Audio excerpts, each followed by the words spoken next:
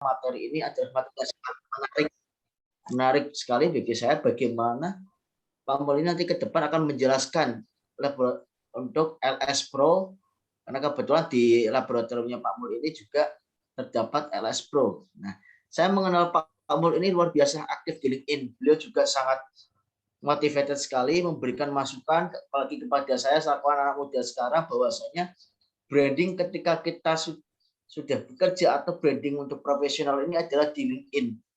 Bagaimana beliau aktif untuk memberikan suatu komentar-komentar yang luar biasa, posting yang sangat bermanfaat. Nah, sini insya Allah akan sangat bermanfaat ke depannya, dan Pak Mul ini luar biasa kalau menyampaikan tegas, jelas, dan sangat mudah dipahami. Nah, Pak Mul ini saat ini bekerja di BPMHP yang di daerah Semarang, yang mana beliau juga seorang praktisi laboratorium terakreditasi, laboratorium berbasis ISO 17025, 9001 dan juga LS Pro. Kepada Pak Mul pada malam hari ini dipersilakan, monggo Pak Mul. Ya. Assalamualaikum warahmatullahi wabarakatuh. Waalaikumsalam warahmatullahi wabarakatuh. Selamat malam Mas Adi, Bu Rahma, Pak Bima, Bu Gladys, ya, Bu Rani, dan nanti insya Allah bentar lagi banyak yang join ya. Teman-teman semua, saya mohon izin hari ini, malam ini akan sedikit menyampaikan materi terkait dengan sertifikasi produk pangan ya. Pada malam hari ini saya itu sebenarnya terinspirasi dari Pak Bima. Pak Bira kemarin itu keren banget itu, bikin apa webinar dengan Mas Riza itu. Saya waduh, ini kalau Mas Bima bisa, saya harus bisa ini ya. Tujuan kita semua satu ya. Ya, kita kan kalau kita sedekah apa ya, material gitu, material kita terbatas ya Pak Bima ya. Sedekah apa itu juga terbatas. Ya. Tapi mungkin dengan sedikit ilmu yang kita punya, kita sedikit bisa memberikan ya pencerahan, bisa memberikan pengetahuan. Harapannya teman-teman terutama yang job seeker ya, yang job seeker pencari kerja, misalkan suatu saat ada panggilan dari perusahaan pangan itu, paling nggak punya bayangan gitu. Oh ini fungsi dari sertifikasi produk. Oh ini yang dimaksud dengan sertifikasi SNI. Ini yang dimaksud dengan sertifikasi halal. Tujuannya cuma itu Pak Ibu ya, tidak ada tujuan yang lain ya. Yang kedua mungkin ajang kita silaturahmi ya, karena selama ini kan kita sering riwa-riwi itu di LinkedIn ya. Saya terus terang sampai hari ini paling aktif di LinkedIn ya Pak Ibu. Yang lain sudah saya tinggalkan itu, ya Facebook, IG itu karena banyak gibahnya kalau saya lihat ya. Tapi di LinkedIn saya melihat ada sesuatu ini, tidak cuma kita tahu tapi juga kita dapat insight, dapat ilmu dari sana. Ya. Termasuk ilmu yang dapat dari LinkedIn banyak Bapak Ibu ya. Saya tahu ilmu public speaking itu dari LinkedIn itu. Awalnya saya nggak tahu itu. Public speaking yang bagus itu bagaimana, cara penyampaian yang baik bagaimana, dan lain-lain ya, ilmu branding dan lain-lain. Saya mohon izin untuk share screen ya Pak Ibu ya. Ini jangan takut, nanti pada sesi terakhir ya, nanti akan saya share itu. Apa materi hari ini. Tapi ini saya selesaikan dulu, selesai nanti baru saya share ya. Nanti mohon Bapak Ibu kalau misalkan mau download, mau di print, dipelajari silahkan.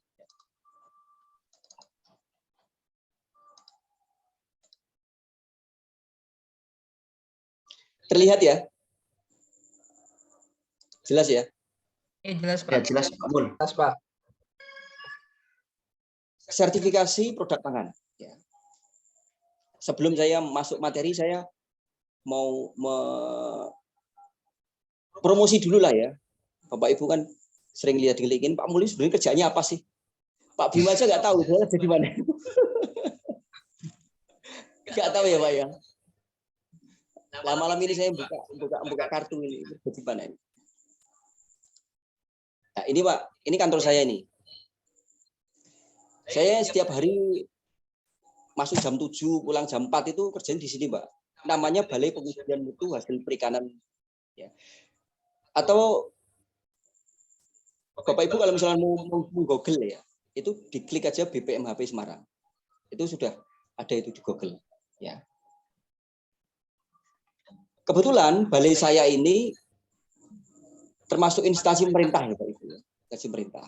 Tapi kita instansi pemerintah yang memang punya tugas khusus ya. Kita itu punya tugas khusus. Yang pertama, di balai kita itu adalah laboratorium pengujian.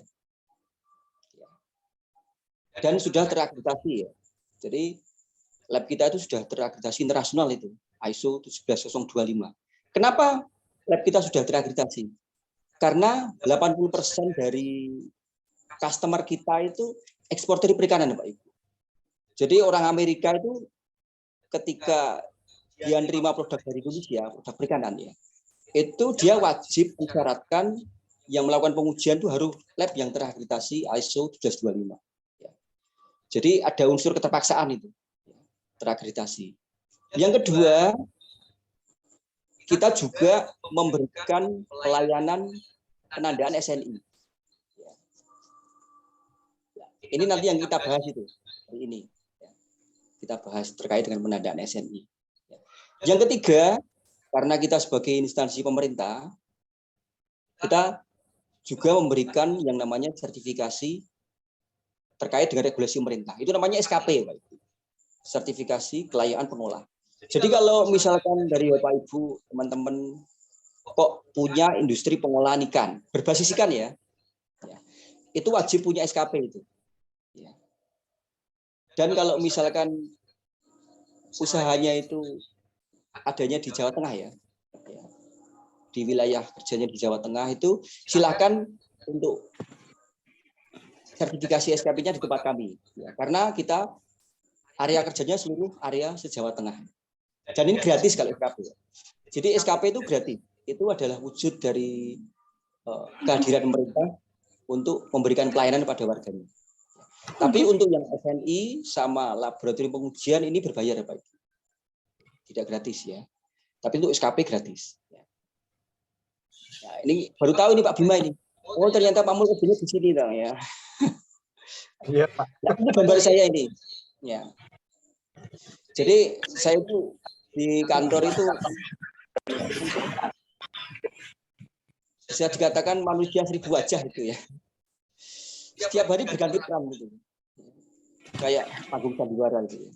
Jadi yang kanan itu bisa dilihat kanan atas itu pekerjaan saya sebagai analis ya. Saya kebetulan di kantor itu ada 2 yang saya kerjakan ya.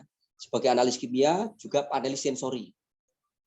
Itu gambar atas itu sedang melakukan pengujian sensori Pak Ibu. Yang kiri atas itu ketika saya ditugaskan sebagai auditor ya. Ya, saya datang ke pengolah ikan, pelaku usaha, saya melakukan audit itu. Ya, bagaimana keamanan pangannya. Ya. Itu bisa audit SKP ataupun audit dalam rangka penerapan SNI. Gambarnya seperti itu. Ya.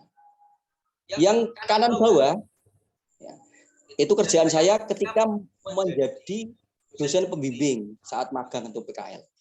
Karena di tempat kita itu hampir tiap hari lah ada yang magang ya dari SMK. Tadi Mbak siapa Mbak Gladys itu ya. Saya sering ya mendampingi mahasiswa magang PKL dari SMK, dari D3, dari I1 banyak. Lah yang kiri bawah itu kerjaan saya Pak Ibu ya. Kalau diundang sebagai narasumber itu. Kebetulan saya ya hampir sering lah, ya hampir sering diminta untuk mengisi sebagai trainer atau narasumber, tapi terutama untuk materi-materi tentang lab ya, tentang laboratorium, tentang sertifikasi produk, tentang kalibrasi. Itu memang kompetensi saya. Nah, itu Bapak Ibu ya, teman-teman semua. Semoga dengan ini nanti bisa tahu itu Pak Bima akhirnya tahu Pak Mul kerjanya gini. Kemarin itu hanya bayangkan ini kerjanya apa sih?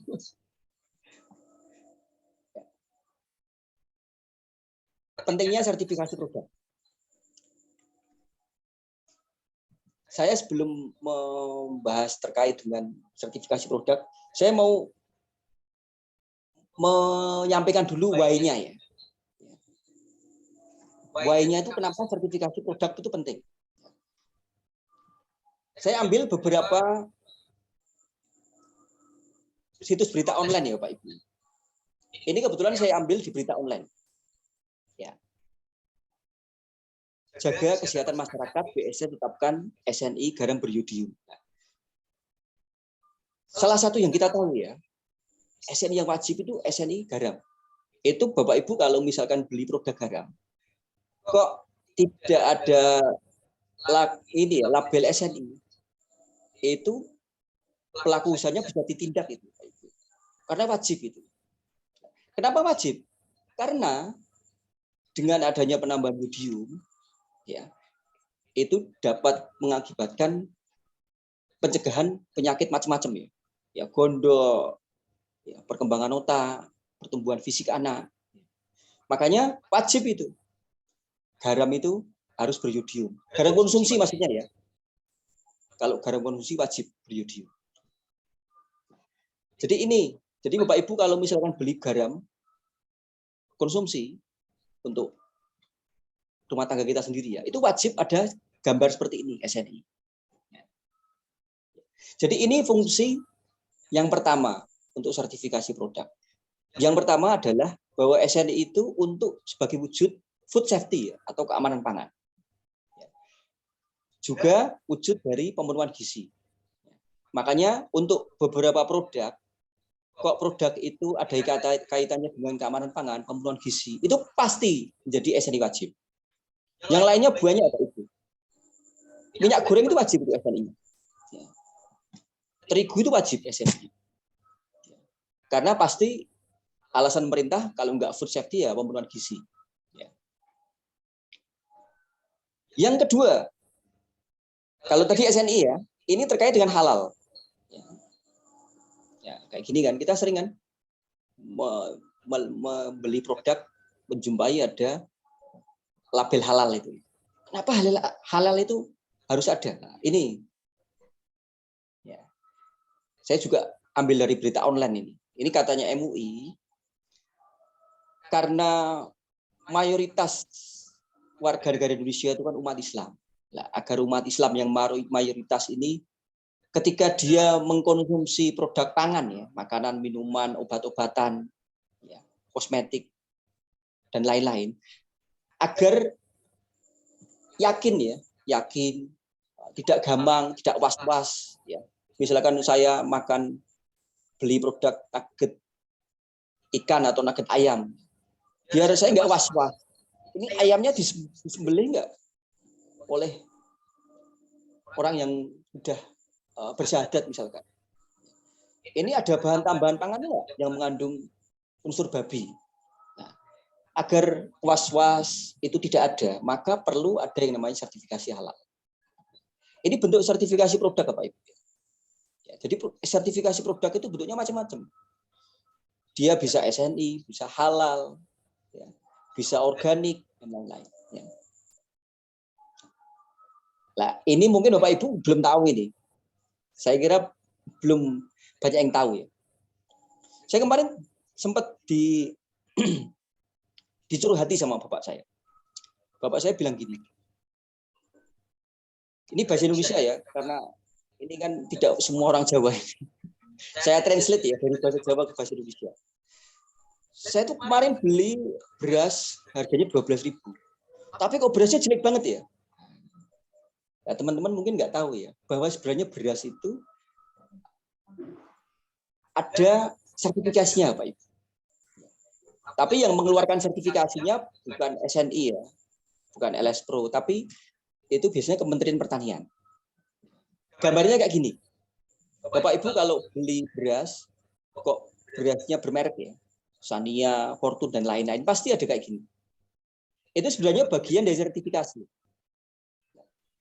Kenapa beras itu harus disertifikati? Ini, ya. Jadi beras itu ada kelasnya. Udah diupdate. Paling rendah itu kelas medium. Itu kalau di Pulau Jawa itu harganya 9.450. Di atasnya medium itu ada beras premium. Itu kalau di Pulau Jawa 12.800. Di atasnya lagi ada yang namanya beras organik. Jadi pemerintah itu buat aturan semua produk beras itu sebenarnya harus ada sertifikasi kayak gini, Pak. Tujuannya satu, untuk menghindari penipuan atau kecurangan. Salah satu korbannya bapak saya itu. Kenapa beras yang biasa-biasa saja kok dijual dengan harga 12.500? Itu sebenarnya nggak boleh. Karena itu dia paling kelas medium. Itu maksimal hanya 9.450 kalau di Pulau Jawa. Jadi fungsi sertifikasi yang ketiga itu dia bisa mencegah adanya kecurangan atau penipuan.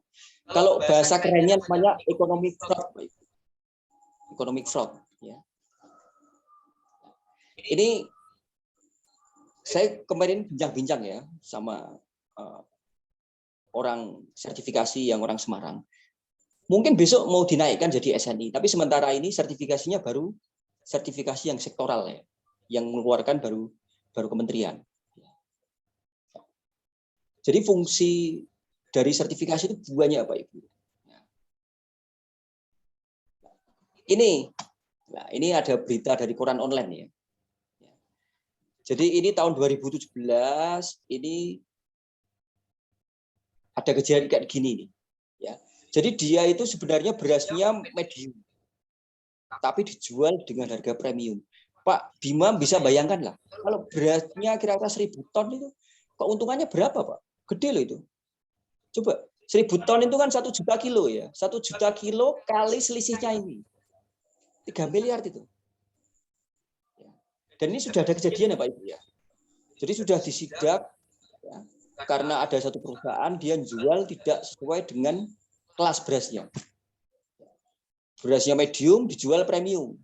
Ya, keuntungannya lumayan itu. Ya. Jadi ini bukan saya ingin bikin berita ya, ini saya cari di online ya, dan beritanya faktual ini, betul.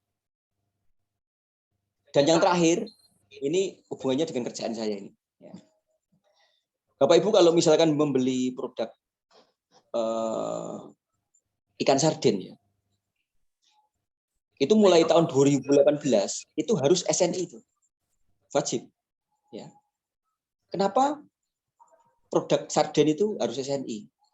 Nah ini ada hubungannya dengan food safety ya. Ini teman-teman kalau teman-teman kerjaannya berhubungan dengan food safety harus tahu itu. Setiap produk pangan, apabila dia itu produknya produk kaleng, itu ada yang namanya proses termal, Pak Ibu. Proses termal itu proses pemanasan ya.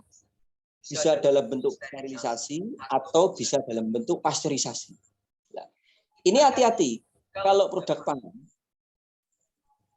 dia sudah mengalami proses termal, tapi dia untuk suhunya tidak terpenuhi. Satu ya, suhunya seharusnya 120, tapi dikerjakan dengan suhu 100 derajat. Itu hati-hati itu. Yang kedua, durasi waktunya. Harusnya di sterilisasi waktunya setengah jam, tapi hanya 10 menit. Itu hati-hati. Karena kalau proses termalnya tidak bagus, itu ada bakteri yang kemungkinan masih hidup ya istilahnya. Tidak mati. Nah, kalau produk kaleng itu biasanya namanya bakterinya bakteri Clostridium ya, Pak. Clostridium botulinum dan Clostridium perfringens. Nah, ini bahaya itu. Itu kalau kita konsumsi bisa menimbulkan masalah kesehatan yang fatal itu. Makanya produk pangan, terutama setahu saya produk ikan sarden ya, itu wajib ya SNI karena memang ada proses termalnya. Nah, kita ditunjuk oleh pemerintah.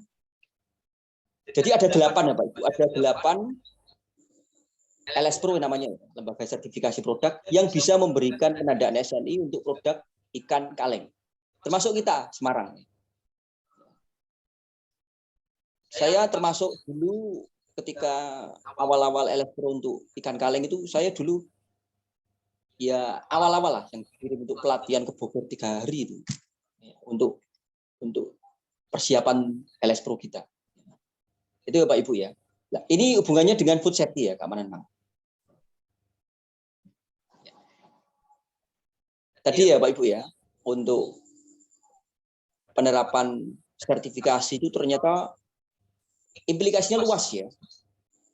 Bisa terkait dengan food safety, bisa terkait dengan kecurangan, ya, dan lain sebagainya. Kemudian untuk penerapan SNI, gini ya Pak Ibu ya, saya memberikan penjelasannya.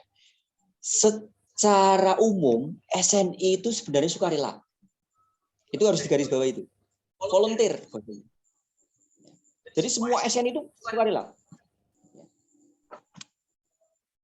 Tapi ada beberapa SNI yang menurut pemerintah ini nanti bisa menimbulkan ini ya masalah kesehatan, bisa menimbulkan kecurangan dan lain-lain. Ada beberapa SNI itu yang menjadi wajib. Contoh yang wajib ya, kalau produk pangan itu yang wajib itu setahu saya terigu itu wajib SNI, minyak goreng wajib, ikan sarden itu wajib, produk-produk kaleng itu banyak yang wajib lah. Kalau yang non pangan ya, Bapak Ibu tahu lah, helm, air minum itu wajib. Ya. Jadi itu ya Bapak Ibu ya, secara umum ya, SNI itu sukarela, tidak mengikat. Saya punya produk, ya boleh SNI, boleh tidak. Tapi ada beberapa produk yang menjadi wajib. Jadi tidak semua ya. Jadi kalau misalkan saya list itu ya, kalau BSN bikin SNI produk, itu malah banyakan yang nggak wajib Pak Ibu. Yang wajib itu sedikit ya. Paling itu hanya ratusan. Tapi kalau SNI produk itu bisa ribuan. Ya. Jadi sebenarnya secara persentase kecil yang SNI wajib. Ini slide berikutnya Pak Ibu ya. Saya tadi ngomong ini. Sertifikasi produk, sertifikasi manajemen. Ya. Jadi yang saya sampaikan tadi itu namanya sertifikasi produk. Ya. Nah, ini adalah tabel ya, perbedaan sertifikasi manajemen sama sertifikasi produk. Cirinya gini teman-teman. Kalau teman-teman itu menjumpai produk, kok ada labelnya kayak gini. Nah ini, label halal itu kan terpasang atau dicetak di label produk. Itu namanya sertifikasi produk. SNI barang kan tercetak itu. Nah, itu namanya sertifikasi produk. Ya. Nah, ini sertifikasi produk, sertifikasi manajemen. Ya. Kalau sertifikasi manajemen itu contohnya apa sih? ISO 9001 itu sertifikasi manajemen. ISO 22000 sertifikasi manajemen. Ya. Kalau kita bicara sertifikasi manajemen, itu cirinya tidak ada label di produk. Cirinya yang terakhir ini ya. Jadi Bapak Ibu tidak mungkin menjumpai ada produk kok ada tulisannya ISO 9001 itu nggak mungkin. Ya. Nggak mungkin. Ada produk kok tulisannya ISO 9001. Saya misalkan beli permen itu, nggak mungkin di kemasan permennya itu ada tulisannya ISO 9001. Nggak mungkin. Tapi kalau permen ada SNI itu bisa. Jadi itu ciri dari sertifikasi produk. Jadi di produk itu pasti ada label. Ya.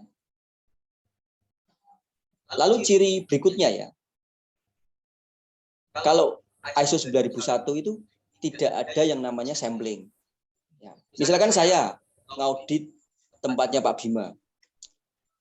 Pak Bima sudah SNI belum, Pak? Untuk produk pompanya ini, Pak.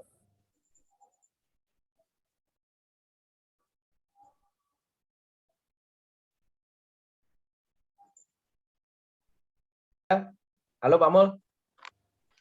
Ya, Sudah untuk SNI belum, Pak?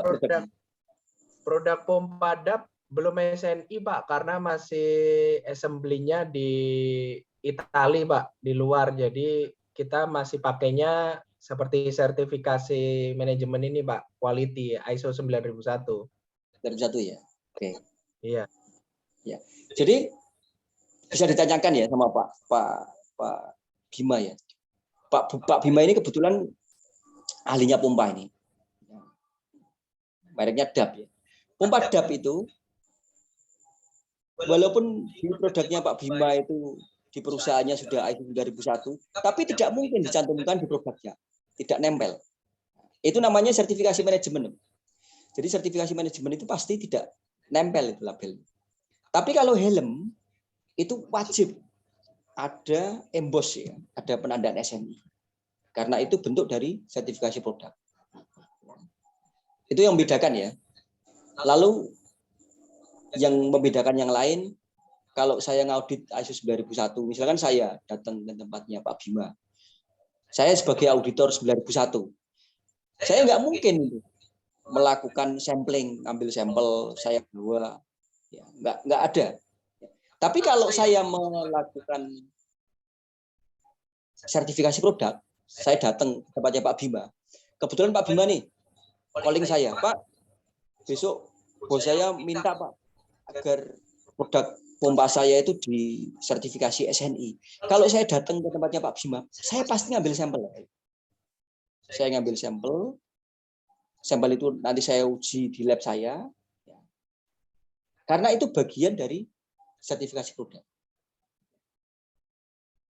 Kira-kira dari sini sudah memahami ya, bisa membedakan ya antara sertifikasi produk dan sertifikasi manajemennya.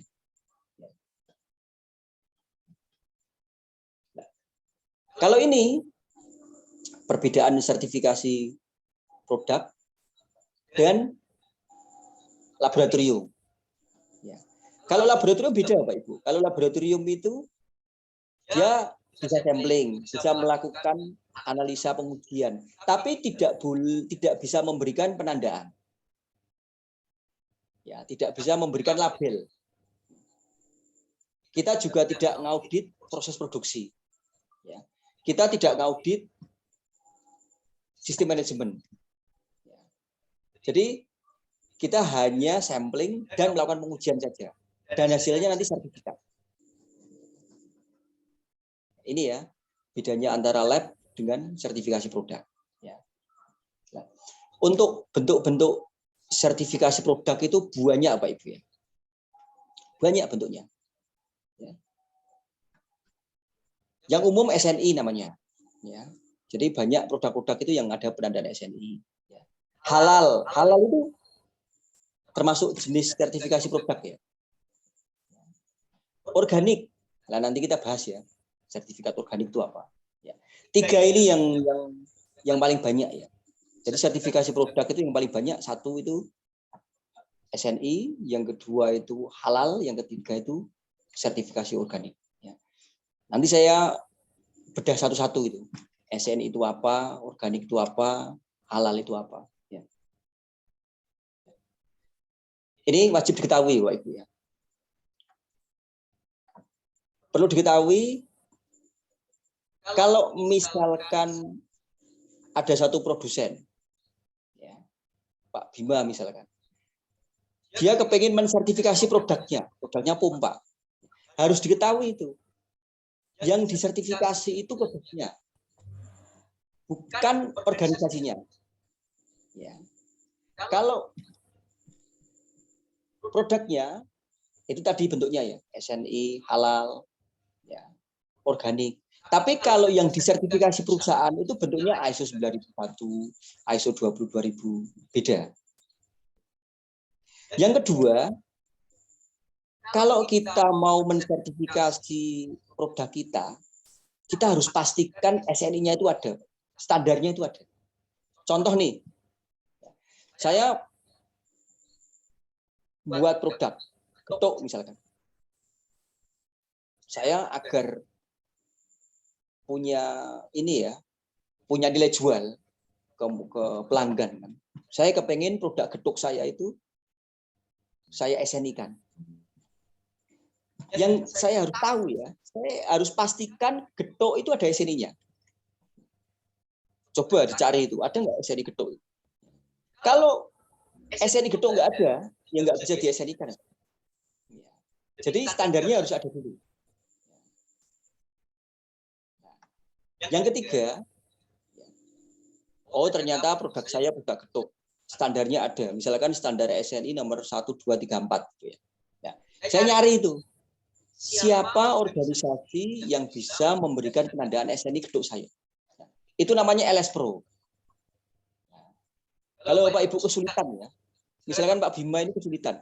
Pak, saya punya produk pompa, saya mau SNI-kan, tapi saya nggak tahu nih yang bisa mengeluarkan SNI untuk produk pompa itu siapa? Nah, Pak Bima bisa menghubungi BSN.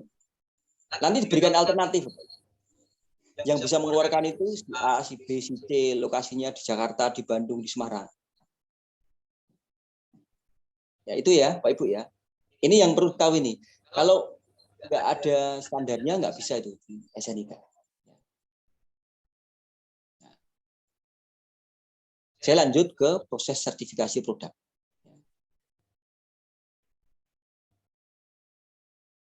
Untuk proses sertifikasi produk, tahapannya seperti ini, Pak Ibu.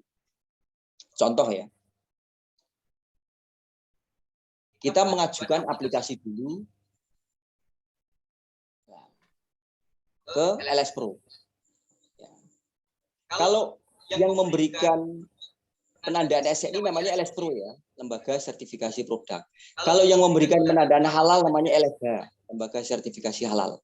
Kalau yang memberikan penandaan organik namanya LSO, sertifikasi organik. Seleksi. Jadi pelanggan itu harus datang kepada LS Pro. Kemudian dia mengisi dokumen berkas-berkas persyaratan. Persyaratan apa saja? Nanti ada. Ya. Itu namanya proses seleksi. Jadi pelanggan datang, dia membawa berkas, dokumen sesuai dengan persyaratan yang dipersyaratkan oleh LS Pro. Kemudian LS Pro itu ngecek dokumen yang dipersyaratkan sudah komplit atau belum. Kalau sudah komplit, biasanya LS Pro itu dia bikin yang namanya audit plan, rencana audit. Ya. Jadi nanti tim dari LS Pro itu akan mendatangi perusahaan Bapak Ibu. Nah, proses itu namanya determinasi. Ya, determinasi. Jadi saya datang ke tempatnya Pak Bima, saya ngaudit sistem manajemennya, saya ngaudit produknya yang di sana apa saja, sambil saya ngambil sampel. Lalu, kalau saya sudah melakukan determinasi ya, saya nanti nyusun 2 laporan itu, yaitu yang pertama laporan inspeksi, yang kedua itu laporan sampling, laporan pengambilan contoh. Dari laporan sampling, nanti saya melakukan pengujian di lab saya. Setelah itu selesai, proses review, Pak. Review itu apa sih? Pertama, saya ngecek kelengkapan dokumen. Yang kedua, saya ngecek laporan inspeksi. Yang ketiga, saya mengecek laporan sampling. Yang keempat, saya cek laporan hasil pengujian.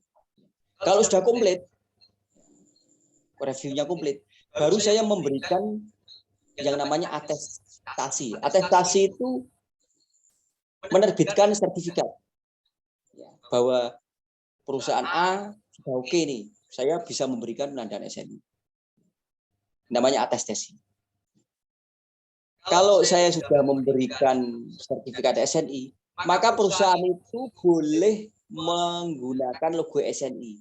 Itu namanya lisensi penggunaan tanda. Dan yang terakhir, LS Pro itu biasanya berlaku 4 tahun, Pak Ibu. Ada yang 4 tahun, ada yang 3 tahun. Nanti setahun sekali kita mengunjungi lagi perusahaan, Pak Ibu. Nah, itu namanya surveillance. Ya. Surveillance itu sebenarnya untuk melihat konsistensi dari perusahaan. Apakah produknya itu masih konsisten, masih stabil sesuai dengan yang awal atau tidak. Ya. Saya bedah satu-satu ya Pak Ibu ya. Apa itu seleksi, apa itu determinasi, apa itu review, apa itu atestasi, apa itu lisensi penggunaan tanda. Ya. Ini penting ini buat Pak Bima ini. Ya. Nanti kalau Pak Bima misalkan nanti produk pompanya mau di SNI kan Pak, itu datang ke LS Pro Pak. Nah, ada 3 dokumen yang harus kita bawa ya. Jadi LS Pro itu dia minta 3 dokumen yang wajib kita siapkan ya Pak. Yaitu yang pertama identitas pemohon. Biasanya legalitas. Ya. Kalau dia perorangan, KTP-nya siapa, penanggung jawabnya siapa. Tapi kalau dia berbentuk badan hukum ya, tanya itu harus ada NIB, ada SIUP, ya. Ada pendirian perusahaan dan lain-lain. Ya. Pertama, legalitas pemohon. Yang kedua, yang diminta oleh LS Pro itu informasi produk. Produkmu itu apa? Ya. Kalau produk pangan ya Pak Ibu, ya, tidak cuma produknya ya, tapi kemasannya berapa? Contoh misalkan saya kemarin meng-LS Pro-kan produk ikan kaleng ya.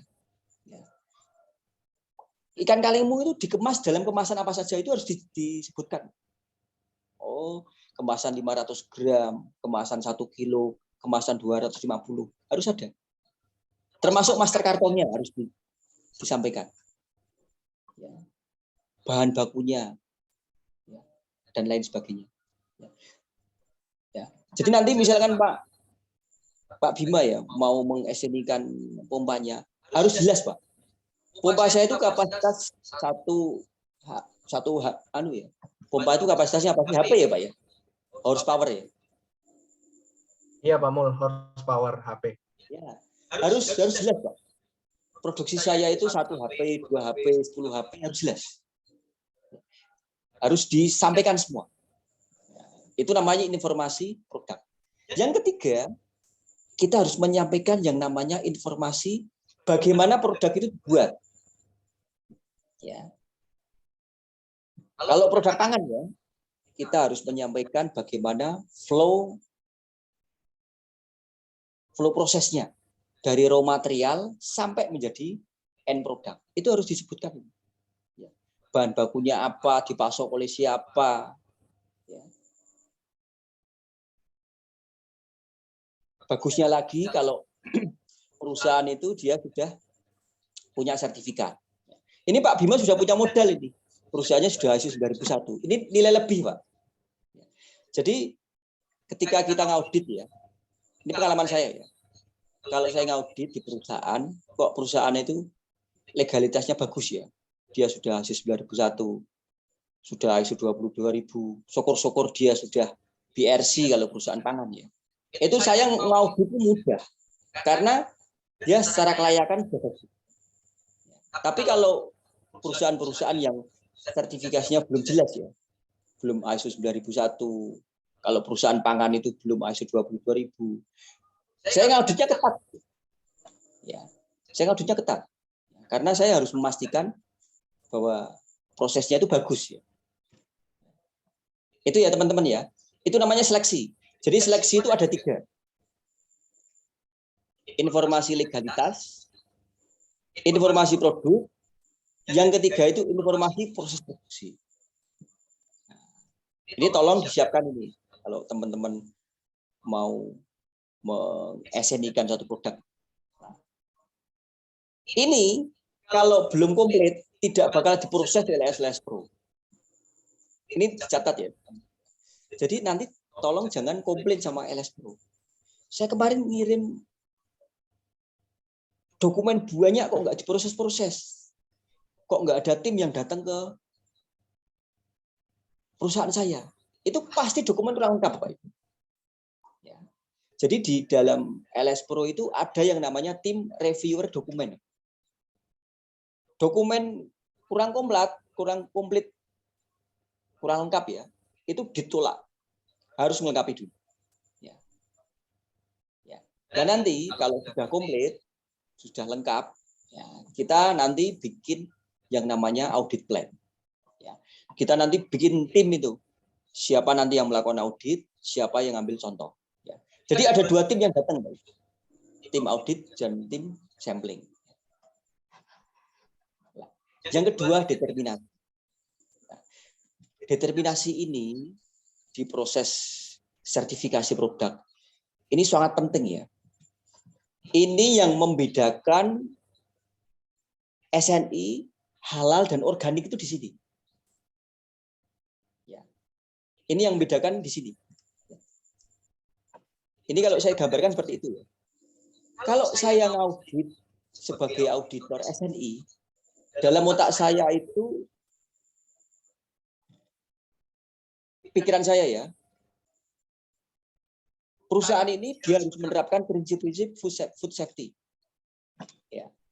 Maka yang namanya GMP, SSOP, HACCP itu saya kejar itu ketika saya audit. Mana manual ini ya, manual HACCP misalnya. Mana flow prosesnya, mana list bahan bakunya, saya kejar semua itu. Itu kalau saya ngaudit SNI ya. Jadi kalau ngaudit SNI itu, kalau produk pangan ya, kata kuncinya itu food safety.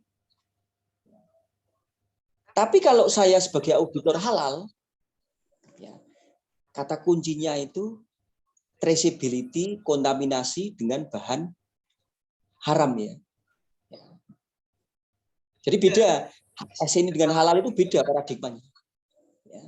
Kalau halal itu kita melihat apakah produk itu bahan bakunya dia ada unsur haram atau tidak. Contoh nih, saya ngaudit, kebetulan produknya itu kerupuk. Dia ada proses penggorengan. Maka saya pastikan minyak yang digunakan itu ada sertifikasi halal, Pak. Ya. Mana ini minyaknya? Minyaknya ada logo halalnya enggak? Kalau tidak ada logo halal, maka minyak itu saya ambil. Saya uji di lab saya, mengandung unsur babi atau tidak. Jadi itu teman-teman ya. Jadi halal itu dia tidak bilang food safety ya, tapi kemungkinan kontaminasi bahan yang haram atau najis. Kalau organik beda lagi ya. Beda lagi organik. Organik itu biasanya untuk produk-produk yang namanya PSAT, pangan segar asal tumbuhan. Contohnya apa sih? Beras, sayuran, buah-buahan. Jadi sebenarnya saya sering menjumpai banyak produk yang ada labelnya organik. Itu sebenarnya secara aturan tidak boleh itu. Jadi organik itu tidak sembarangan. Tidak bisa saya punya sawah gitu ya. Kemudian saya tanami padi, saya berikan tanda organik sendiri, nggak boleh itu. Karena yang memberikan penanda organik itu harus LSO. Ya. Sertifikasi organik. Itu kira-kira determinasi. Ya. Dan harus sampling ya Pak Ibu. Sampling itu ngambil contoh.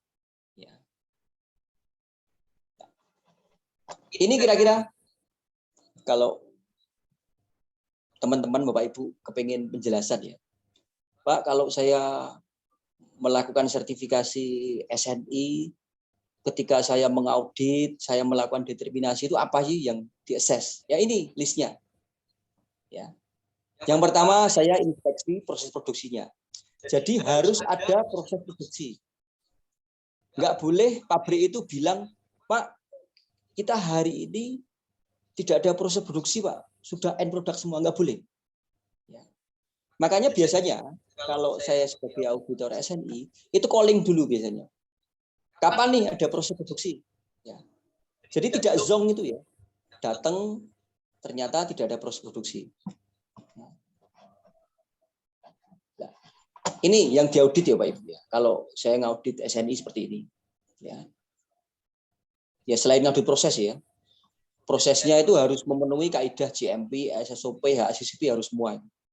Ya. Kalau halal beda lagi. Ini halal nih. Ya. Jadi halal itu determinasinya beda. Jadi saya memastikan bahwa bahan bakunya dia halal. Ya. Alat-alat produksinya dia tidak tercampur dengan proses lain yang diragukan kehalalannya. Dia menggunakan bahan penolong atau bahan pembantu yang halal. Contoh tadi saya nyebut ya, misalkan menggunakan minyak, menggunakan terigu, ya terigu dan minyaknya itu harus ada logo halalnya. Kalau nggak ada logo halalnya, maka terigu dan minyaknya itu saya ambil itu. Saya sampling di lab saya, dia mengandung unsur babi atau tidak. Ini ya kalau halal ya. Jadi kalau halal itu dia tidak ngomong food safety ya. Tapi traceability dari awal sampai akhir dia sama sekali tidak ada produk yang mengandung bahan haram atau najis. Ini yang sertifikasi halal ya. Kalau organik beda lagi teman-teman. Organik itu dia lebih ke proses budidayanya. Proses budidayanya. Organik itu gini teman-teman. Jadi ketika sebuah produk itu dibudidayakan, itu harapannya ramah lingkungan. Maka organik itu mensyaratkan ketika kamu berbudidaya ya, budidaya sayuran, nanam padi, atau nanam buah, maka yang pertama tidak boleh menggunakan pupuk kimia, nggak boleh itu. Dilarang keras itu. Ya. Tidak boleh menggunakan pestisida kimia. Ya. Sama sekali nggak boleh. Ya. Kalau dia menggunakan air di sekitar area produksinya itu, ada nggak cemaran dari tempat lain yang kemungkinan mengontaminasi air itu? Nah, itu organik itu. Ya. Jadi beda ya. Paradigmanya beda teman-teman. Antara sertifikasi SNI, halal dengan organik itu beda. Ini yang ketiga ya teman-teman ya. Yang pertama tadi kan seleksi. Ya. Lalu kita determinasi. Kita melakukan audit.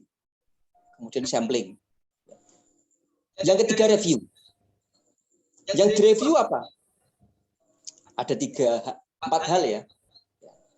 Yang pertama itu kita mereview dokumen yang dikirim oleh pelanggan. Sudah komplit belum? Yang kedua kita mereview laporan inspeksi. Ya. Jadi contoh misalkan saya melakukan audit SNI, itu saya bikin laporan inspeksi itu. Di laporan inspeksi itu menunjukkan apakah sebuah perusahaan itu dia sudah menerapkan prinsip-prinsip food safety. Yang ketiga laporan sampling, ya, laporan pengambilan contoh. Dan yang keempat itu laporan pengujian.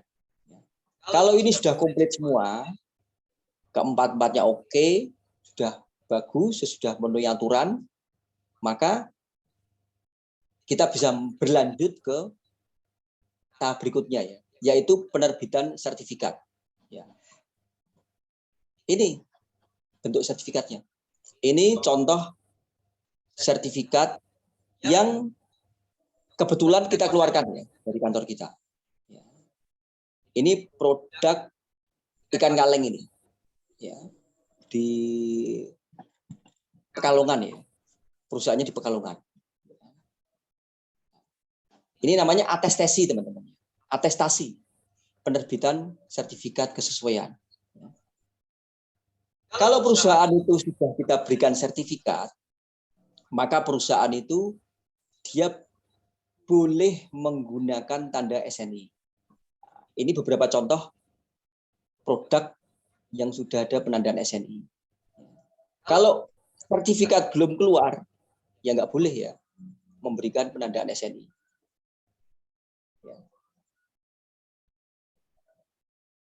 pelanggan itu dia punya hak dan kewajiban ya. Ya. Ada perjanjiannya itu. Ya. Jadi pelanggan itu ketika dia sudah selesai mendapatkan sertifikat SNI dari kita, itu harus menandatangani itu perjanjian penggunaan lisensi tanda SNI. Dan yang terakhir surveillance teman-teman ya.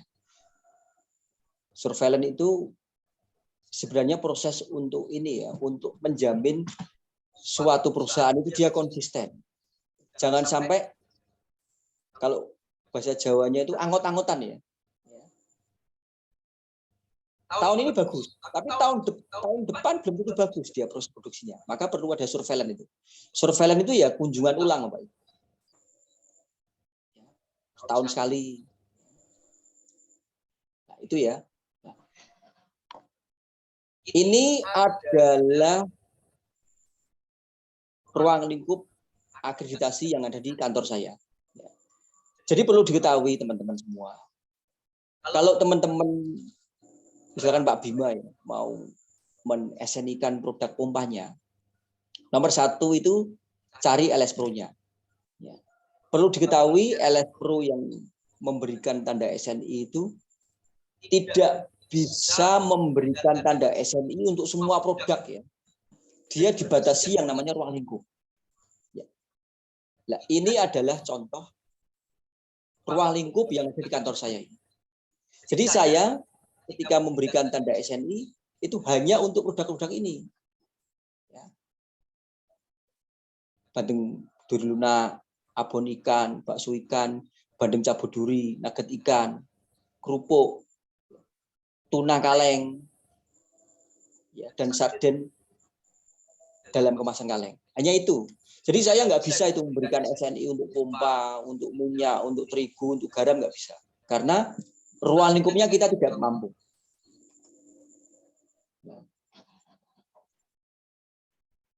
Nah, ini adalah aturan dari BSN ya. Ya. Jadi sertifikat SNI itu 4 tahun, teman-teman, masa berlakunya. Selama 4 tahun kita punya kewajiban untuk surveillance 2 kali. Ya. Lalu sebelum masa berlaku SNI habis ya, 6 bulan sebelum habis itu wajib ada yang namanya resertifikasi. Jadi perpanjangan itu, perpanjangan masa berlaku SNI. Kalau dari perusahaan itu tidak memperpanjang, ya sudah, angus itu status sertifikasi SNI-nya. Lalu ada yang namanya aturan apabila melanggar ya. Apabila melanggar, ya ditemukan pelanggaran, misalkan contoh ya, dia awal bilang bahwa produk ikan kalengnya itu hanya kemasan 100 gram. Ya, tapi ketika kita beli di pasar ya, kita menemukan ada yang kemasan 200 gram, 400 gram. Itu pelanggaran itu. Nah, itu bisa dicabut itu. Ya. Jadi ada beberapa jenis pelanggaran. Termasuk misalkan gini teman-teman ya. Saya beli produk ikan sarden ya, di pasar. Saya uji di laboratorium. Ternyata hasil ujinya kok jauh banget dengan baku mutunya atau standarnya. Maka itu juga bisa dicabut itu status SNI-nya. Jadi antara LS Pro dengan perusahaan yang mendapatkan penandaan SNI itu ada namanya ini ya teman-teman ya, klausul-klausul pemenuhan hak dan kewajiban. Ada pasal-pasalnya itu. Ya. Perusahaan itu kewajibannya apa, LS Pro kewajibannya apa ada. Jadi klausul-klausul itu tolong ditetapi itu.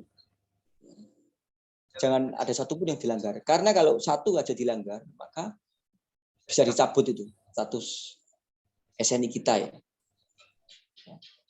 Itu Bapak Ibu, teman-teman semua, paparan saya.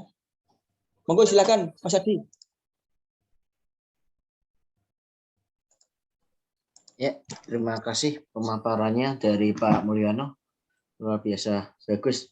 Kepada Bapak dan Ibu, sekiranya memang terdapat pertanyaan, dipersilakan untuk menyampaikannya kepada Pak Mulyono. Silakan Pak Bima, ini sudah Silakan, Pak.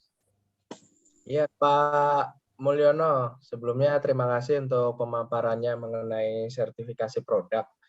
Ini saya tertarik mengenai yang surveillance dan resertifikasi. Ya. Karena produk DAP ini beberapa memang sudah di SNI-kan, Pak. Dan sekarang ini juga proses resertifikasi kalau nggak salah. Kebetulan saya nggak handle langsung, ada rekan saya yang handle untuk SNI-nya. Nah, kan surveillance tadi 1 tahun sekali tim dari LS Pro ini akan berkunjung ke pabrikan, begitu ya Pak ya? Betul. Nah, terus resertifikasi 6 bulan, berlaku 6 bulan dan harus di resertifikasi. Perbedaannya gimana Pak Mul antara surveillance dan resertifikasi itu tadi? Apakah kalau sudah resertifikasi tidak perlu surveillance atau sudah surveillance tidak perlu resertifikasi gitu ya? Mohon infonya Pak. Iya. Wah, Makasih. mantap. Iya, makasih Pak Bima ya. Gini Pak Bima. Misalkan sertifikat SNI itu keluar tanggal 1 Januari 2021, Pak. Berlakunya 4 tahun itu. Berarti sampai tahun 2025 ya. 22, 23, 24, 25. Betul ya?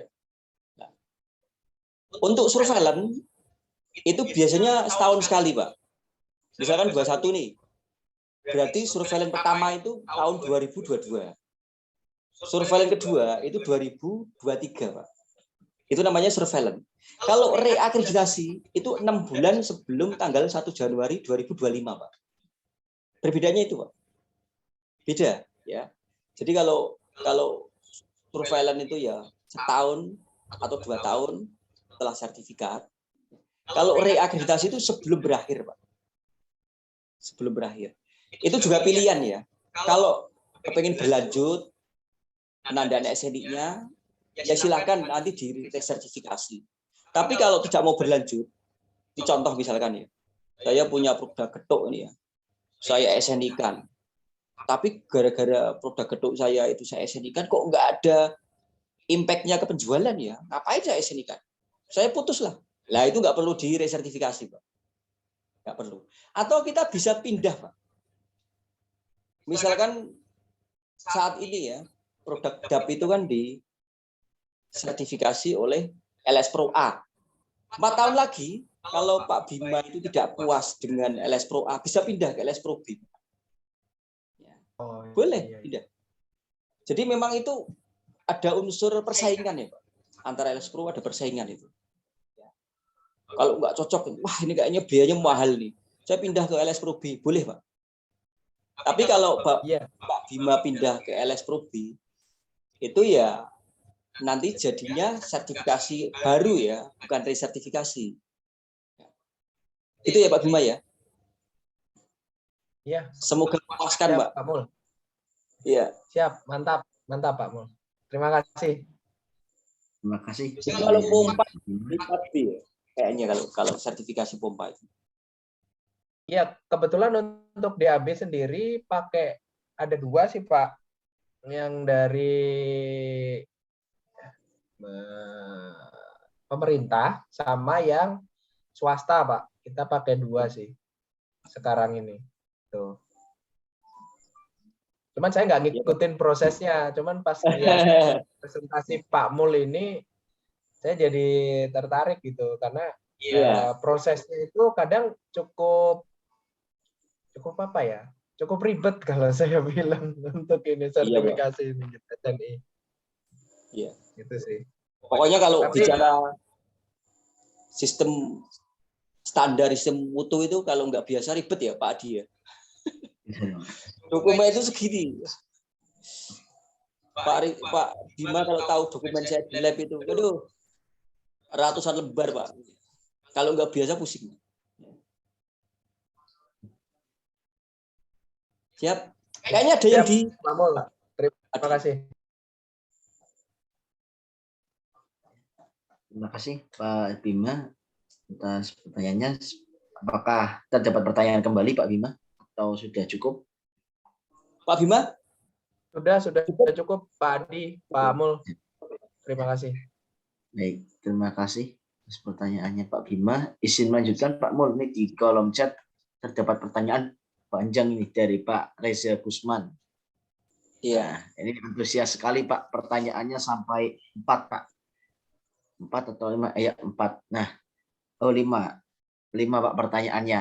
Mungkin saya bacakan Pak. Yang pertama bisa dijawab satu persatu mungkin gitu Pak. Yang pertama adalah sekarang Satu-satu. apakah LSPro ini harus memiliki laboratorium sendiri dikarenakan di tempat dulu digabung karena peraturan baru pemerintah. Kalau boleh tahu ini atas dasarnya seperti apa Pak? Nah, seperti itu Pak. Untuk pertanyaan pertama nanti bisa kita lanjutkan setiap satu pertanyaan Pak. Dipersilakan Pak Mun. Pak Gusman ya. Ini tidak bisa open cam ya Pak Gusman ya? Bisa open cam Mbak? Sepertinya sedang ada keperluan ini Pak. Pak Gusman mungkin bisa open cam atau open mic untuk lebih saling mengenal. Dan mungkin sedang ada keperluan Pak Gusman nih. Dipersilakan Gini Pak, Mun. untuk LS Pro itu saya belum update aturan yang terbaru ya Pak. Tapi setahu saya yang aturan yang saya baca ya, lab itu harus bekerja sama dengan laboratorium pengujian. LS Pro itu harus ngambil contohnya dibawa ke kantor LS Pro, nanti harus dilakukan pengujian. Ya. Pak, LS Pro saya nggak punya lab, itu bisa Pak kerjasama Pak. Ya. Bisa kerjasama dengan lab lain. Ya. Dan harus ada perjanjiannya ya, perjanjian kerjasama antara LS Pro dengan lab pengujian. Tapi kalau LS Pro itu punya lab sendiri, seperti punya saya, itu bagus itu Pak. Karena secara proses kerja itu lebih cepat gitu ya. Kita tidak tergantung lab lain. Tapi kalau teman-teman nanyakan ya, Pak, apakah semua jenis pengujian itu bisa dilakukan di lab saya? Tidak semua Pak. Saya juga sama. Ada beberapa jenis pengujian itu yang saya subkontrakkan lah istilahnya ke lab lain. Itu ya. Jadi tidak harus Pak, tidak harus punya lab sendiri. Tapi kalau tidak punya lab sendiri itu wajib punya perjanjian kerjasama dengan lab lain. Lab lain itu ya harus terakreditasi Pak syaratnya. Kalau labnya belum nggak terakreditasi ya nggak boleh ya. Itu ya. Terus yang kedua, tak baca ini ya, Pak. Ya. Persilakan Pak. Untuk sterilisasi, apakah penggantian suhu dan waktu bisa digunakan? Terus, apakah pergantian ini panjang Pak. Mohon maaf ya Pak Gusman ya. Saya sedikit meringkas ya pertanyaan nomor 2 ya. Gini teman-teman ya. Ini perlu diketahui. Ini namanya ilmu proses termal ini. Jadi perlu diketahui kalau produk pangan, terutama produk pangan yang kaleng ya, itu dia bisa proses sterilisasi, bisa proses pasteurisasi, atau dia proses pemanasan. Itu ada aturannya teman-teman. Hitungannya sangat ilmiah lah, sangat ilmiah. Sangat ilmiah. Kalau belajar, teman-teman kalau belajar proses termal ya, itu trainingnya 2 hari itu. Ya. Jadi untuk mengetahui ya, misalkan saya punya produknya misalkan ikan rajungan kaleng, itu saya pasteurisasi suhu berapa lama, suhunya berapa, itu ada perhitungan sendiri itu, dan perhitungannya sangat ilmiah Pak Ibu. Itu ya Pak Gusman ya. Kayaknya susah Pak kalau menjelaskan sekilas itu susah ya. Ya, tapi kira-kira seperti itulah. Ya. Terima kasih Pak Mul. Kemudian nomor 3 Pak, apakah hanya SNI saja yang bisa digunakan Pak?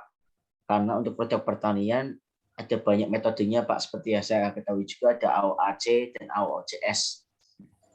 Apakah jika kita menggunakan metode internasional, apakah bisa sertifikasi Pak? Gini Pak, kalau kita bicara sertifikasi produk Indonesia ya, setahu saya hanya 3 yang ada ya, yaitu sertifikasi SNI. Kalau sertifikasi SNI jelas, standarnya SNI Pak. Yang kedua itu sertifikasi halal. Ya. Kalau halal itu kata kuncinya ya, semua proses produksi dari awal sampai akhir, dari bahan baku, bahan penolong, bahan pembantu, dan alat-alat produksinya itu harus jelas kehalalannya, tidak boleh terkontaminasi oleh bahan lain. Saya nggak tahu Pak, kalau AOC sama AOCS itu, AOCS itu bisa disertifikasi, saya belum tahu. Ya, mungkin bisa ya, tapi yang pasti bukan sertifikasi SNI, bukan sertifikasi halal, bukan sertifikasi organik. Mungkin bentuk sertifikasi lain, karena sertifikasi ini banyak. Kalau teman-teman mendalami yang sertifikasi produk perikanan, lebih banyak lagi itu. Ada yang namanya MSC, ada yang namanya macam-macam. Bentuknya macam-macam, Pak. Ya. Baik, Pak Mul. Terima kasih. Mungkin nomor 4 juga agak sedikit melenceng Pak untuk validasi. Karena pangan pada pertanian ini banyak mengacu kepada AOAC validasi yang dilakukan agak sedikit berbeda. Nah, di sini disampaikan pula bahwasannya AOAC validasi yang dilakukan agak sedikit berbeda dengan EURECEM. Apakah validasi saya mengacu pada regulasi mana? Misal jika AOAC itu kan menggunakan trompet Horat, sedangkan EURECEM itu Horwitz. Oh, oke. Monggo Pak Mul sekiranya ingin menjawab Pak. Ini bersama mungkin Pak dengan verifikasi validasi di pengujian Pak. Kalau menurut saya ini Pak. Sebenarnya gini teman-teman. Kita itu pakai EUROCEM, pakai AOAC, pakai apapun ya, pakai aturan BSN misalkan boleh. Asal kita punya dasarnya teman.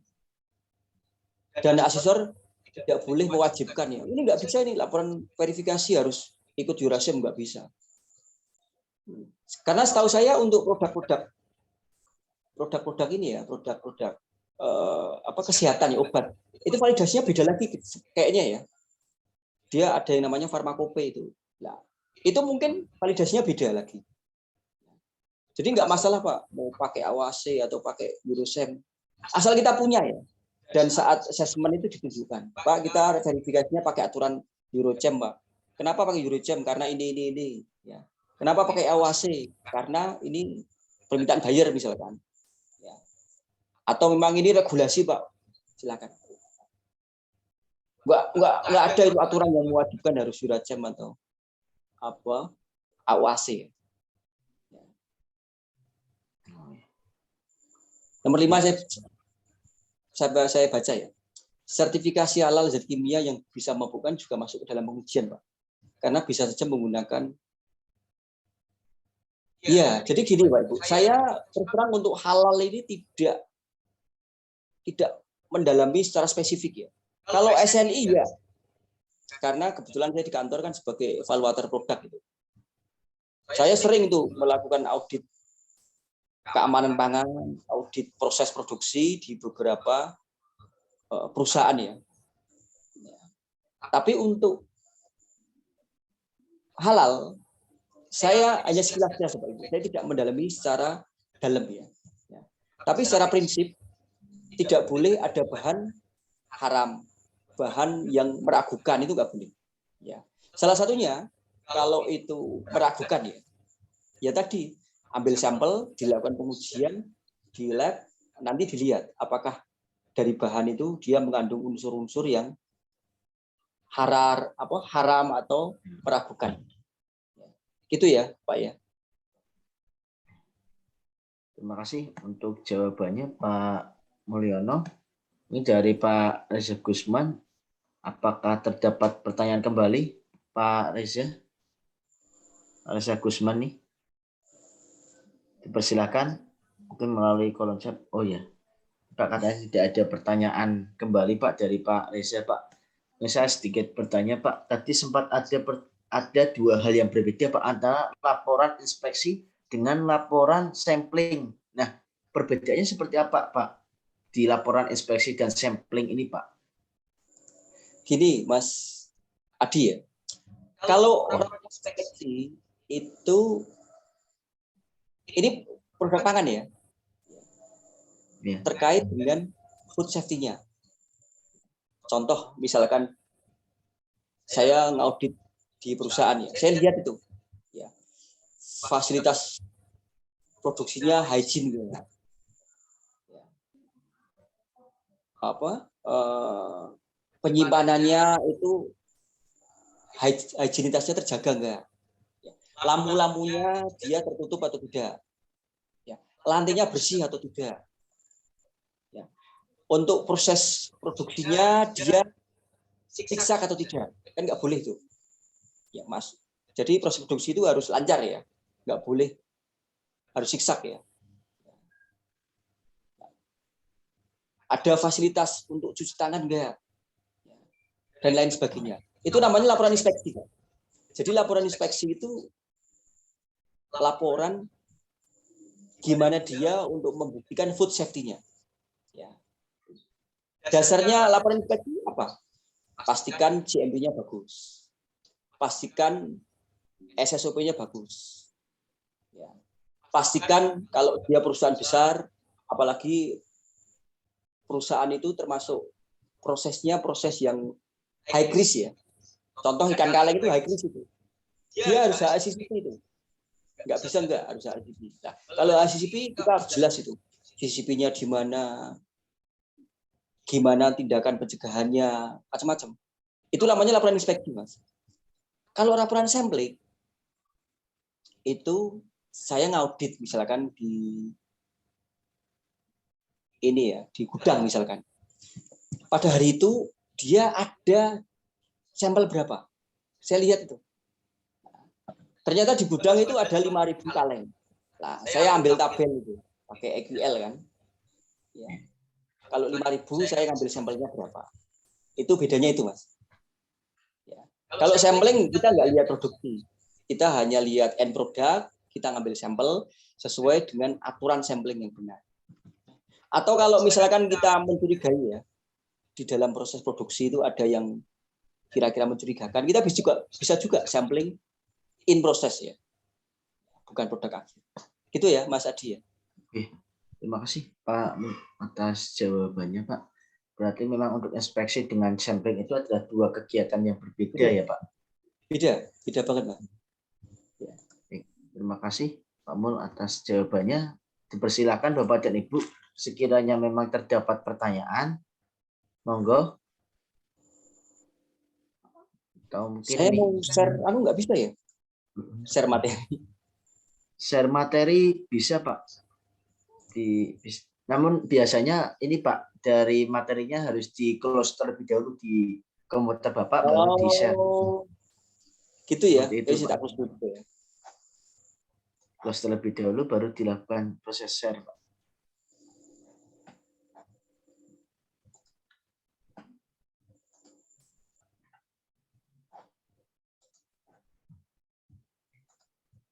Nggak bisa ya? Silakan Bapak dan Ibu, ketika memang terdapat pertanyaan, wah ini luar biasa ini.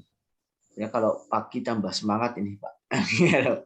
Malam, tapi Masya Allah antusiasmenya tadi dari Pak Reza Gusman juga, Pak Bima Sakti juga tadi sempat menanyakan nih sampai tangannya belum turun-turun nih. Mbaknya mau tanya terus mungkin.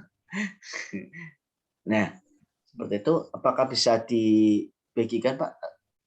Sudah bisa atau belum? Sebentar Mas, kok ya? Pilihannya kok Dropbox, Microsoft Office Drive, Google Drive. Bisa naik komputer Pak. Iya. Biasanya bisa ke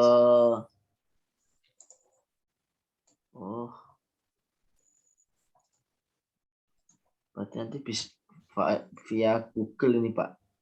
Sepertinya Pak. nanti bisa diupload di Google Drive. Mungkin nanti mohon izin bisa di chat pribadi mungkin ke Pak Mulyono nih Pak. Mungkin bisa ditulis Pak nomornya Pak Mulyono. Dan teman-teman ketika nanti terdapat pertanyaan bisa di-share link Google Drive-nya atau ini Pak karena belum bisa di-share Pak sepertinya. Iya nih, bentar ya.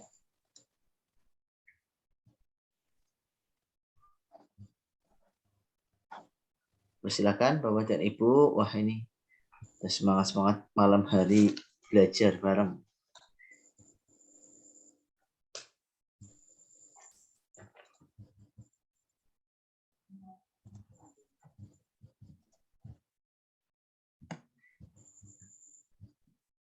Di sini juga terdapat Pak Arisandi ini Pak dari Laboratorium Information Management System, dari LIMS juga terdapat Pak Ivan Pak, ini dari DLH Pak, DLH Banyuwangi Pak. Luar biasa ini Pak. Pak Ivan mungkin ada pertanyaan Pak Ivan? Dari DLH Banyuwangi ini Pak. Mungkin sama-sama di Pak Ivan apakah ada LS Pro juga Pak? Atau mungkin ini ingin belajar hal yang baru. Biasanya Pak Ivan ini semangat Pak untuk belajar ilmu baru.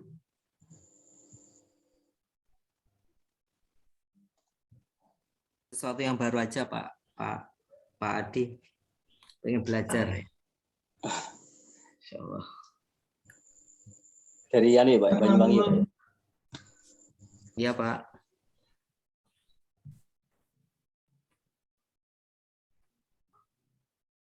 Oke. Di tempat kami banyak Pak untuk makanan kaleng Pak. Jadi kebetulan kalau kami kan iya tuna maupun sarden ya Pak. Jadi kami berbagi dengan lab perikanan, Pak. Di sana ada lab perikanan punyanya UPT Dinas Perikanannya Provinsi Jawa Timur, Pak. Ada 2, yang satu di Surabaya, yang satu di Banyuwangi. Yang di Banyuwangi ini UPT LPPMHP ya, Pak ya. Iya. Ini jadi produknya mereka, kemudian limbahnya kami, Pak, gitu. Jadi kami berbagi bermitra, berbagi apa ya? Berbagi matrik, berbagi segmen antara kemudian yang di sana ada LS Pro-nya juga kayak sepertinya, Pak. Sepertinya ada LS Pro-nya juga. Cuma yang saya pertanyakan karena saya dipaksa Pak Adi suruh bertanya, akhirnya saya bertanya. Ini Pak, bagaimana apa ya istilahnya ya komitmen untuk menjaga ketidakberpihakan karena di satu sisi dia lab juga lab penguji untuk perikanan hasil mutu olahan produk perikanan, di satu sisi dia juga sebagai LS Pro. Nah ini seperti apa bentuk komitmen ketidakberpihakannya, karena di satu sisi bisa jadi Pak istilahnya harusnya nggak lolos katakanlah nggak harusnya nggak tersertifikasi SNI, tapi karena dalam satu lingkup instansi, katakanlah UPT Lab Perikanan, dia punya 2 tadi, 2 bisnis plan-nya, satu dia LS Pro, yang satunya dia sebagai LPK atau sebagai lab penguji. Nah, seperti itu. Nah, ini seperti apa dari sudut pandang Pak Mulyono, saya baru Pak gitu ya. Jadi mengenal LS Pro ini saya sangat baru. Jadi saya cuma tahu ininya aja ketika ada pertemuan teknis dari KAN, tapi saya sebetulnya nggak ngerti apa-apa. Tadi saya dipaksa sama Pak Arisandi suruh ikut, jadi terpaksa saya buka laptop Pak. Terima kasih Pak. Saya derek belajar ini. Terima kasih. Iya Pak. Terima kasih Pak Ivan. Ya. Terima kasih. Iya Pak. Saya mau cerita sedikit ya Pak di kegiatan kantor saya Pak ya. Saya kebetulan untuk yang LS Pro-nya Banyuwangi saya sering ke sana Pak. Yang PMP 2KP itu ya, sering ke sana itu. Ya, ke Banyuwangi. Ya. Itu sebenarnya sama Pak dengan punya kita ya. Cuma kalau kita kan punyaan Pemprov Jawa Tengah, tapi kalau Banyuwangi itu kan punyaan Pemprov Jawa Timur. Ya. Tadi pertanyaan Pak Ivan bagus ya Pak. Bagaimana kita menjaga ketidakberpihakan? Jadi untuk LS Pro itu biasanya timnya terpisah, Pak. Kalau saya itu sudah sebagai evaluator, saya tidak bisa sebagai PPC. Jadi ada beberapa tim ya, LS Pro ya teman-teman. Ini mungkin jadi tambahan informasi ya. Jadi ada yang namanya tim evaluator, ada tim PPC, ada tim namanya reviewer, Pak. Reviewer itu mengecek, Pak. Tadi ya, mengecek dokumen, mengecek laporan inspeksi, mengecek laporan sampling, mengecek sertifikat hasil pengujian. Ada lagi namanya tim sertifikasi, Pak. Jadi ada 4 tim ya. Nah, 4 tim itu orangnya harus lain-lain, Pak. Harus diacak itu. Nah, kapan bagi 4 tim itu? Saat ada pengajuan, Pak. Jadi ini ya, saya sedikit share ke teman-teman semua. Kembali lagi ke materi ya. Siap, Pak. Silakan, Pak.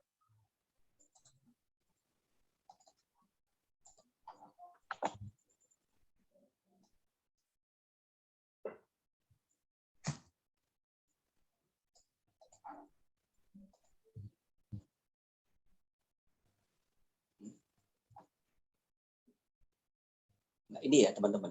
Ini beda-beda teman-teman ya. Jadi yang melakukan determinasi itu namanya tim auditor dan tim PPC. Yang melakukan review itu tim lain itu. Harus orang lain. Saya nggak boleh. Saya melakukan audit, saya mereview sendiri nggak boleh. Yang memberikan atestasi itu namanya tim sertifikasi. Itu orang lain. Nah, ini adalah salah satu bentuk menjaga ketidakberpihakan. Ya. Jadi nggak boleh 4L itu ya. 4L itu pada tahu ya. Lu lagi nggak boleh. Saya ngaudit, saya sebagai PPC, saya mereview, saya memberikan sertifikasi itu nggak boleh. Jadi harus beda orang. Itu adalah salah satu bentuk menjaga ketidakberpihakan. Ya. Saya kebetulan di kantor itu hanya dilibatkan sebagai tim auditor, Pak. Saya nggak pernah PPC, nggak pernah mereview, nggak pernah dilibatkan sebagai tim sertifikasi. Ini tim lain. Itu adalah bentuk menjaga ketidakberpihakan. Nah, gitu ya Pak Ivan ya.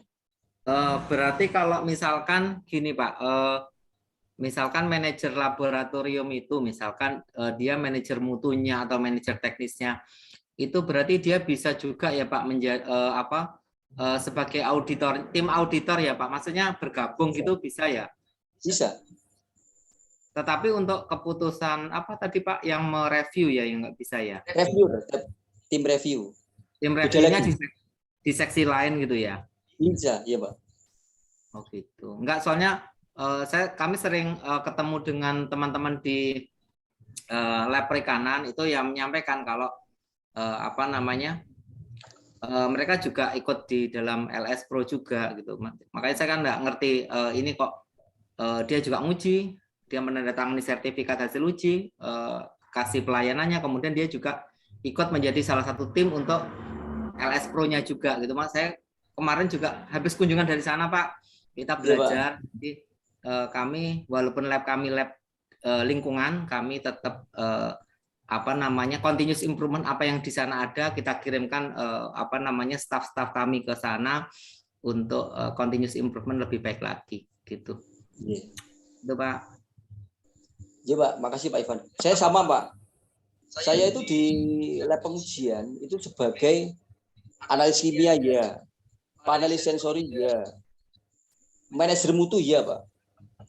Untuk di LS Pro, saya itu dilibatkan sebagai tim auditor Pak. Jadi biasa Pak kalau di kantor itu ya. Asal kita tahu aturan mainnya saja. Kalau kamu sudah ngaudit ya nggak boleh mereview. Kalau kamu mereview nggak boleh memberikan sertifikasi. Karena itu ranahnya beda-beda. Ya, jadi punya peran sendiri-sendiri. Itu ya Pak Ivan ya. Makasih Pak. Ya. Ini semoga bisa cepat main ke Banyuwangi lagi, Pak. Pengen ke sana, Pak. Insya Allah. Silakan Pak, monggo Pak.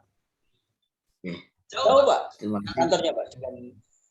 Dekat Pak, sekitar 1 kilo kalau enggak ya 1 kilo lah, sekitar lebih dari antara 500 meter sampai 1 kilo lah. Hanya beda seberang jalan gitu. Terus kami pindah sekarang di sebelah utara.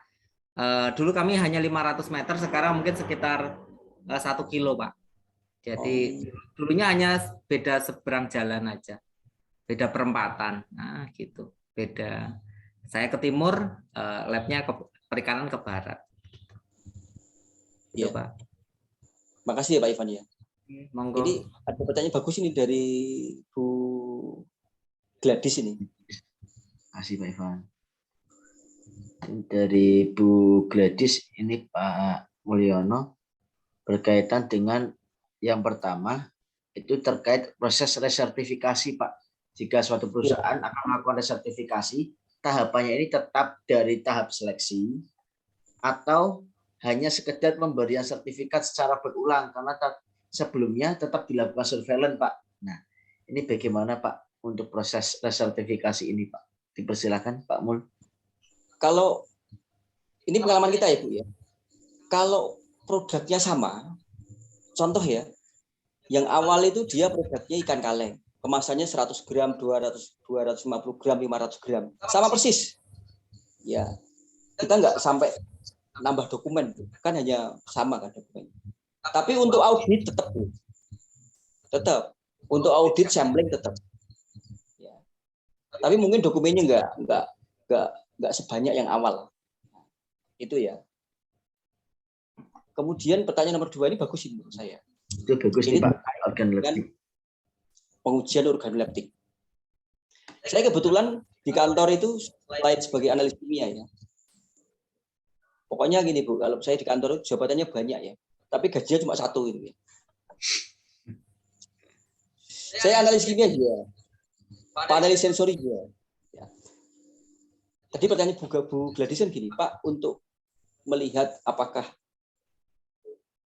si A itu kompeten sebagai panelis itu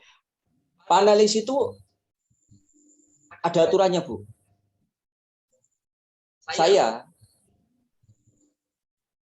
dinyatakan kompeten sebagai analis sensori ya, pengujian produk-produk perikanan. Itu saya mengalami melalui yang namanya pembentukan panelis terlatih. Jadi saya ada SK-nya itu sebagai panelis terlatih. Panelis terlatih itu bagaimana? Nah, ini kapan-kapan saya cerita itu tahapannya apa. Ya. Jadi ada ujinya ya, termasuk macam-macam lah. Ya. Jadi ada itu tahapan gimana sih seseorang itu bisa dinyatakan sebagai panelis terlatih. Itu ya. Dan nggak perlu BNSP ya. Saya nggak tahu itu di BNSP ada atau tidak sertifikasi untuk panelis terlatih pengujian sensori, saya belum tahu. Kalau saya yang menyatakan seseorang itu kompeten atau tidak ya kita sendiri saja. Ya, ada SK-nya sebagai panelis terlatih. Ya. Itu nanti kapan-kapan kalau Bu Gladys pengen pengujian sensori, kayaknya bulan depan saya mau ada training teknik pengujian sensori. Karena ini penting ini untuk produk pangan. Itu ya Bu Gladys ya. Gitu Bu Gladys, dipersilakan ketika memang terdapat pertanyaan kembali dari Bu Gladys. Ya, sepertinya belum ada pertanyaan kembali Pak Mulyono. Dipersilakan dari Bapak dan Ibu, sekiranya memang terdapat pertanyaan kembali bisa disampaikan ke Pak Mulyono. Apa nanti anu aja ya Mas? Ini kayaknya nggak bisa di apa? Oh iya. Ke saya di-share aja di ini ya, di link ini aja ya, Ya, karena ini kan keluarga LinkedIn kayaknya nih.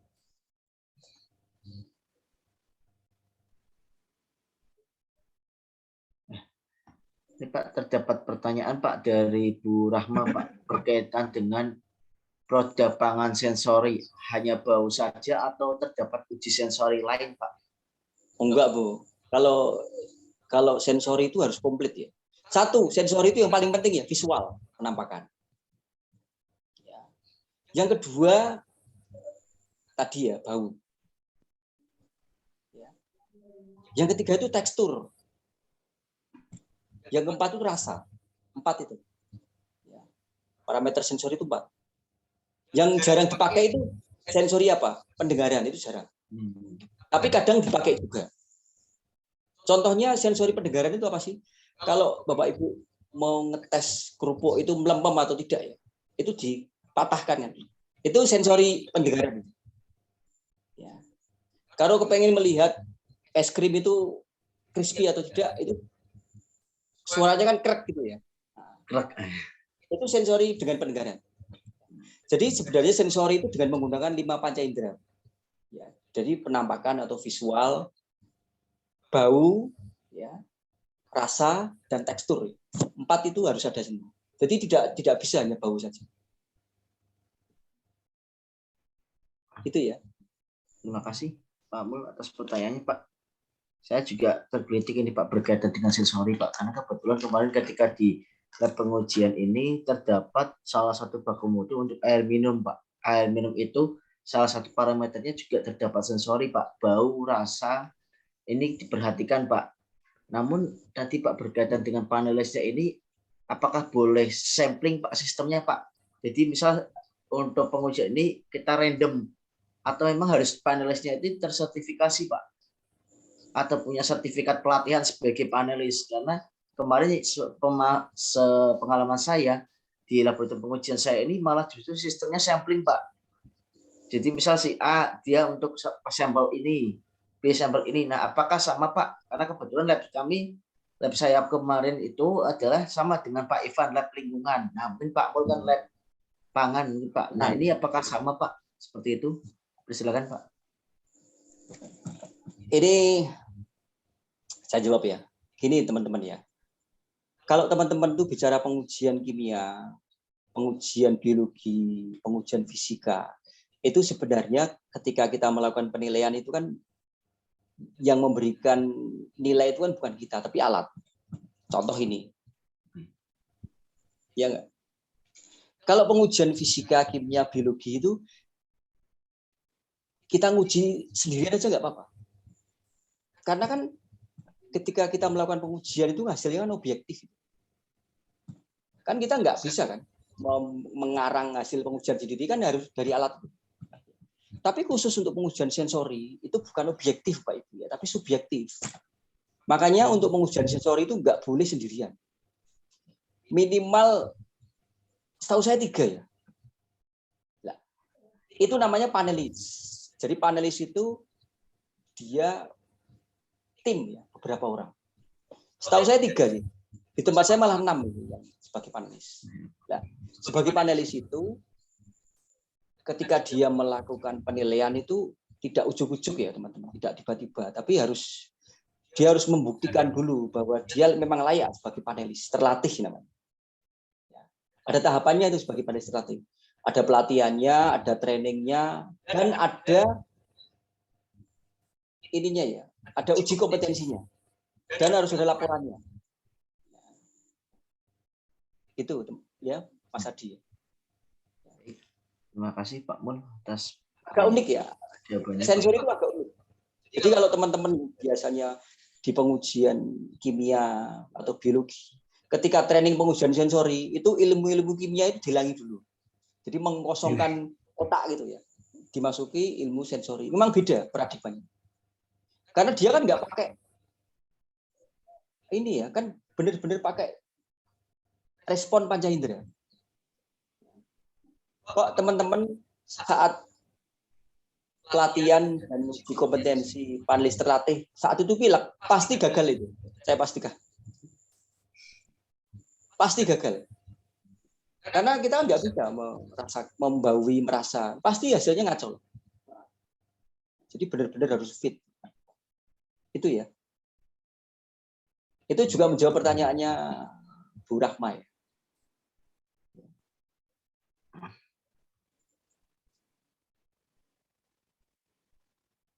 Nah, itu ada. Baik. Mungkin itu ya teman-teman ya. Ini sudah 9:30 ya. Mungkin Ya, bersilakan Pak. Mungkin ada tambahan dari Pak Mul atau closing statement berkaitan dengan hal ini, Pak. ya. Terima kasih teman-teman ya. Yang malam ini sudah setia sampai 9:30 ya, mengikuti. Ini sebenarnya bukan training ya. Saya nggak ngasih training lah. Ya. Ini kan saya nggak bisa tidur nih. Wah ini kayaknya asik itu kalau ngomong-ngomong. Jadi ini trik saya ya. Trik saya nggak bisa tidur ya. Akhirnya ngomong-ngomong sama teman-teman, kebetulan kok saya tiap hari swipe terus ya di LinkedIn ya. Ini kadang-kadang pengen lah ngomong-ngomong kayak gini. Ya. Semoga yang saya sampaikan nanti bisa sedikit memberikan tambahan pencerahan ilmu, ya, pengetahuan terkait dengan sertifikasi produk, ya, terutama produk pangan. Itu saja. Terima kasih teman-teman. Terima kasih. Saya akhiri. Assalamualaikum warahmatullahi wabarakatuh. Waalaikumsalam. Warahmatullahi wabarakatuh. Oh iya, Terima kasih Pak Mul. saya tambahan satu lagi ya. Nah, ini kali ini pesan sponsor ini.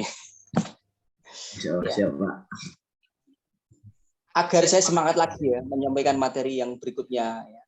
Tolong kalau bisa itu diulaslah di LinkedIn ya. Ya. Sudah Kasih Pak Mul. testimoni lah ya. Sudah Pak Mul di komen. Sesuk ya. Tadi di like dan share Pak Nanti Mul. saya komentari lah. Jadi biar rame itu LinkedIn-nya. Jadi Ya Pak Mul. Jadi tidak apa hanya di LinkedIn itu tulisannya mantap, oke, ya, tapi ada komunikasi. Terima kasih teman-teman ya. Ya. Mohon maaf pesan sponsornya. Kita selalu Pak Mul. Sama-sama Pak Mul. Terima kasih Pak kasih, Adi. Pak. Monggo Mas Adi ditutup. Udah.